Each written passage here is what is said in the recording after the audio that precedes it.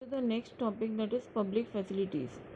Now we are going to consider the example which we saw in the above table about how Haryana is at a higher having a higher per capita income than the other two states. तो यहाँ पे main बात ये हो रही है कि भले ही आपके पास पैसे हो तो ये ज़रूरी नहीं है कि आपको सारी सर्विसेज और सारे जो इसेंशियल्स चाहिए वो सब कुछ मिल जाए। यहाँ पे there is a very good example given कि money can not buy you a pollution free environment. भले आपने पैसे बहुत कमा लिया किसी भी एरिया में या स्टेट में है, लेकिन अगर वहाँ पे पोल्यूशन बहुत ज़्यादा है तो वहाँ पे पोल्यूशन फ्री एनवायरनमेंट आप नहीं खरीद सकते। Then you can not buy unadulterated medicine, यानी कि जो मिलावटी दवाइयाँ हैं। फिर you can not afford to shift to a community that already has all these things. और हम लोग इतने पैसे लेके ऐसे कम्युनिटी में शिफ्ट भी नहीं हो सकते जहाँ पे ऑलरेडी ये सारी चीज़ें चल रही है। तो money may also not be able to protect you from infectious diseases unless the whole of your community takes preventive steps. अगर सिर्फ आप ही एजुकेटेड हो, आप ही पैसे वाले हो, सिर्फ आपके ही इनिशिएटिव लेने से आप नहीं बचेंगे, आपकी पूरी सोसाइटी को साथ में इनिशिएटिव लेना होगा, तब जाके you can save yourself from any infectious disease. तो यहाँ पे जो main aim we come to know is जो भी इसेंशियल कमोडिटी है, गुड्स है या फिर सर्विसेज है, वो कलेक्टिवली यानी कि किसी एक को जो पैसे दे रहा है उसे नहीं, बल्कि सबको एज अ होल प्रोवाइड होनी चाहिए। Now just think it will be cheaper to have collective security for the whole locality or for each house to have its own security man.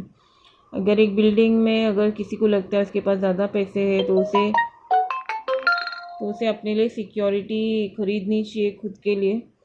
तो अगर हर एक इंडिविजुअल फ्लैट्स के लिए हर एक ने अपने लिए एक वॉचमैन रख लिया तो क्या होगा, वहाँ पे खर्च ज़्यादा हो जाएगा। तो इट्स बेटर कि कलेक्टिवली सब ने मिलके एक सोसाइटी में एक वॉचमैन रख लिया तो सबका काम हो जाता है। यही सेम चीज़ अगर हम विलेजेस में देखेंगे तो अभी भी बहुत सारे ऐसी कम्युनिटीज़ हैं जहाँ पे पर्टिकुलरली गर्ल्स को अभी भी स्कूल्स में भेजा नहीं जाता है, क्योंकि वहाँ की गवर्नमेंट या फिर सोसाइटी ने वहाँ पे इतने एडुकेट फैसिलिटीज़ प्रोवाइड नहीं किए हैं। इसीलिए अभी भी लोग जो गर्ल्स को है स्कूल्स भेजने में अभी भी सोचते हैं। सो इफ़ एनीवन और एनी पर्सन वांट्स कि उसका जो स्टेट है या फिर उसका रीजन है उनका इनकम बढ़ना चाहिए या फिर दे शुड प्रोग्रेस, तो they should take steps as a whole.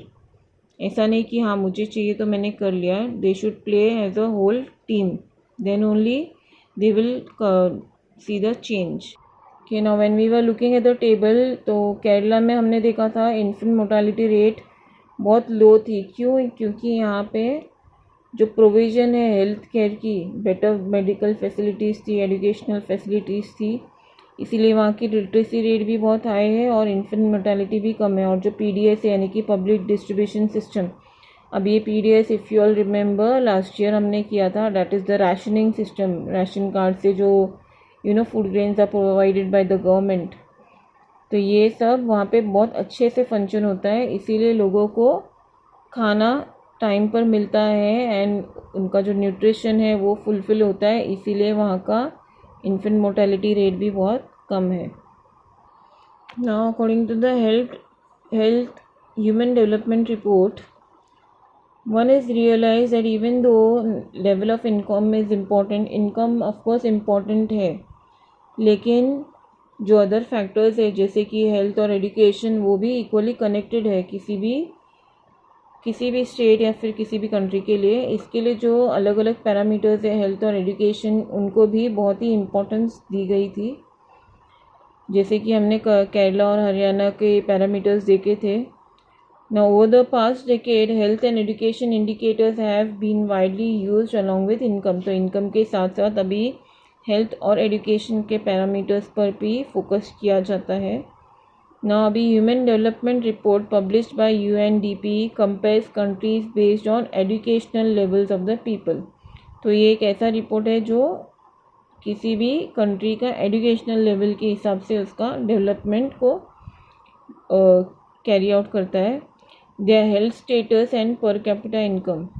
Now, it would be interesting to look at certain relevant data regarding India and its neighbors from Human Development Report 2018. So here is a table, an example given of some data regarding India and its neighbors.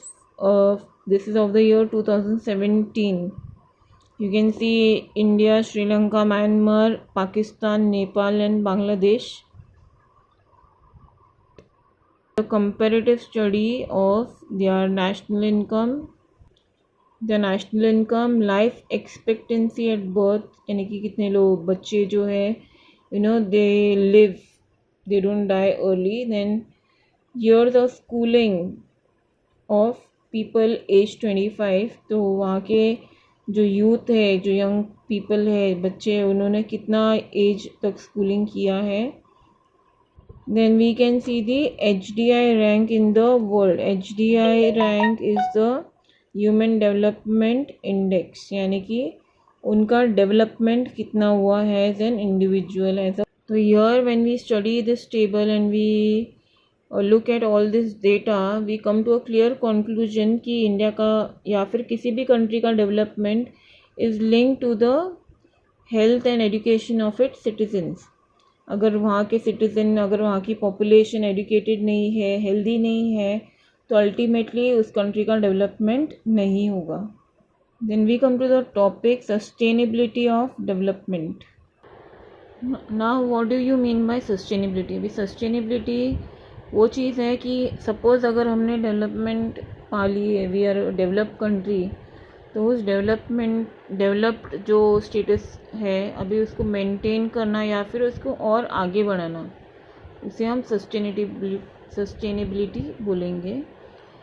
अभी कोई भी country जो developed है वो ये नहीं चाहेगी कि ऑफकोर्स वो अंडर डेवलप्ड हो जाए या पीछे चली जाए.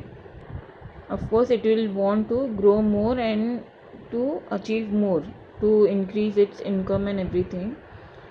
सो लेकिन अब यहाँ पे प्रॉब्लम क्या है कि बहुत सारे साइंटिस्ट हैं जो ये मानते हैं कि अभी का जो प्रेजेंट सिनारियो है वो ऐसा है कि डेवलपमेंट लेवल जो है वो सस्टेनेबल नहीं है. मतलब जो रिसोर्सेज हम यूज़ कर रहे हैं, जो लैंड यूज़ हो रहा है, जो पोल्यूशन हो रहा है, और जिस लेवल से ये सारी चीज़ें बढ़ रही है, तो डेवलपमेंट किसी भी तरह से सस्टेनेबल नहीं है.